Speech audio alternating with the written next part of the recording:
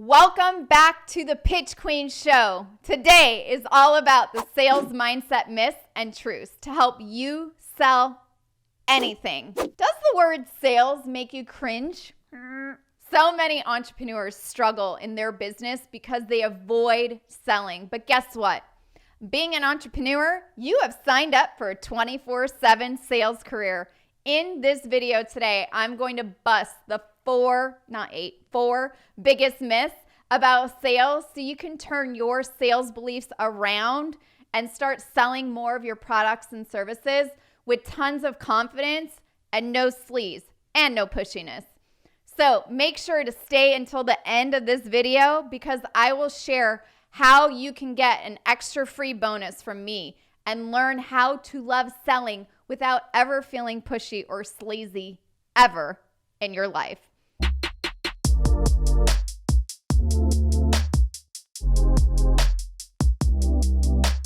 Welcome to the Pitch Queen Show, where I share my best tips on what it takes to be a successful entrepreneur.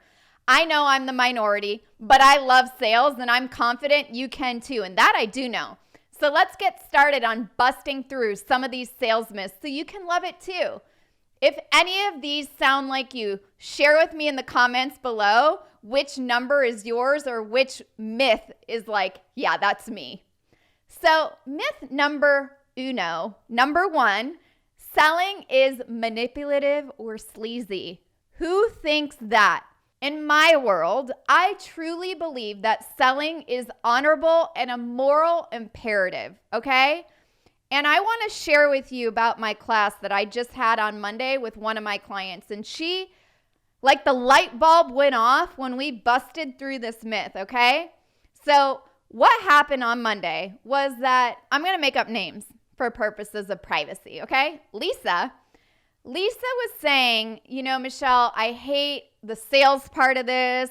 As you all know, I work with a lot of accountants. And if you don't know, I work with a lot of accountants and entrepreneurs like you, but mainly accountants when it comes to like my small group classes. And Lisa was really concerned, like, Michelle, I don't want to be pushy. I can't stand the sales process. It like makes me cringe.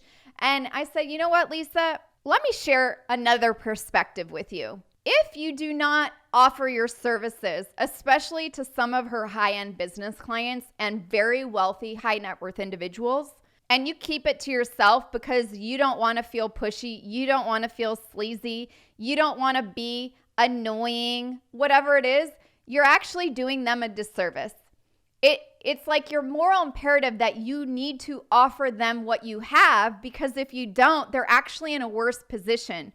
So like with Lisa as a business owner, client she has, they're going to pay about $100,000 in taxes this year. And she has the knowledge in her head where she could save them a lot of money. Well, typically Lisa's been doing all that for free.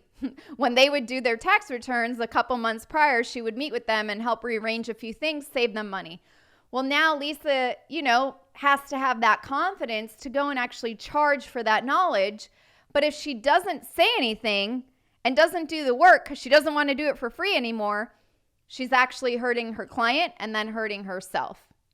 Got it? So put in the comments below if this one's resonating with you. It is your moral imperative to share your services, your products with clients if you started a business, okay? Let's bust through myth number 2. People buy things based only on price. Who all thinks that, right? Probably a lot of you. Well, my accountants especially, they always say, well, Michelle, if I can save a client $100,000, then why wouldn't they pay me $20,000 to do that work? Well, the truth is people buy based off value and feelings. They don't buy off a spreadsheet. No, I do because my nickname is Spreadsheet, but I have a very unique personality and I have a very unique way of buying that if you show me that I will save $80,000, then I will make a purchase.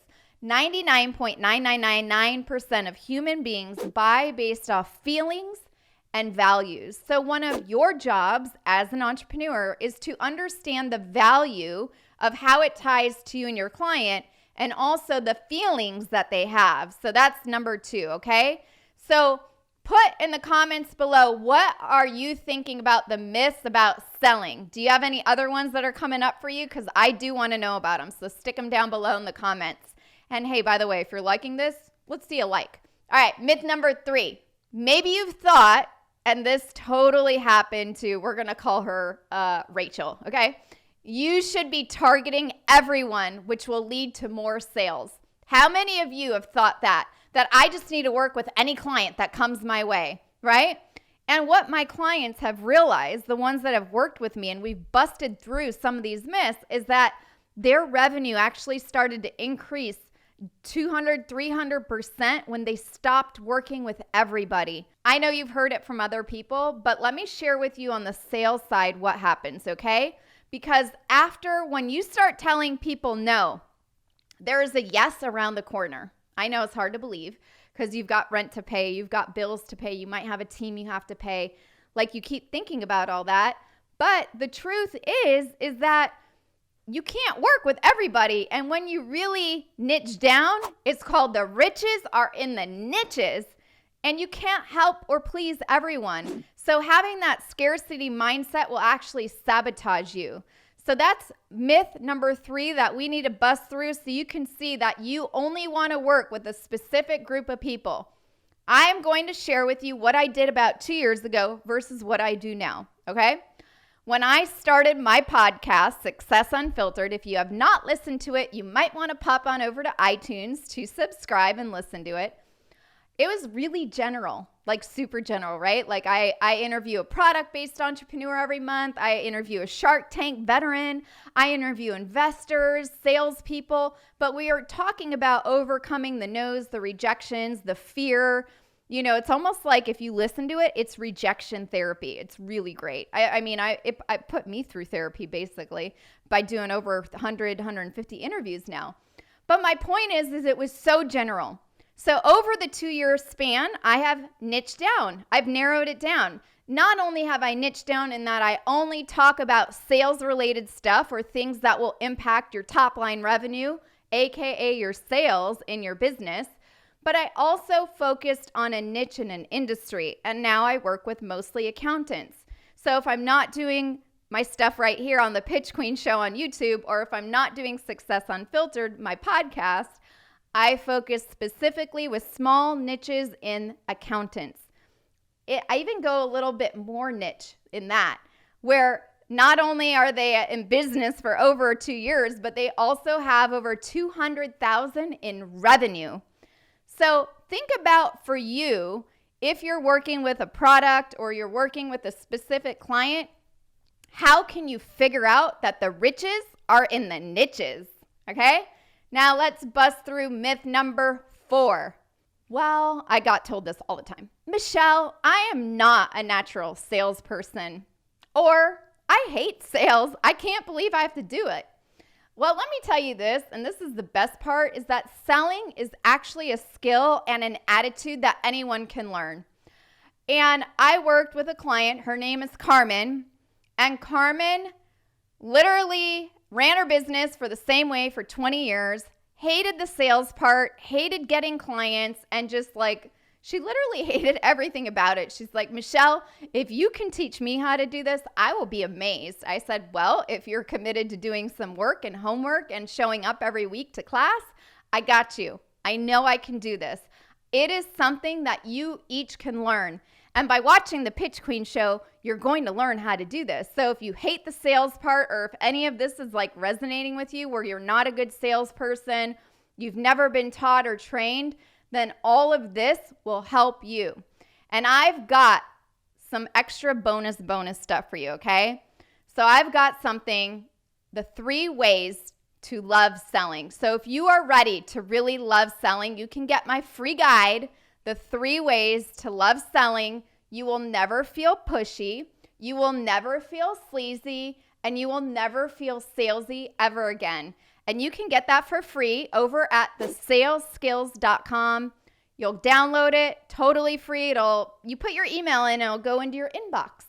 And I'll put a link in the comments below for you too, so you can check that out. Again, thesalesskills.com. And if you like this video, hit that like button and share it with your friends.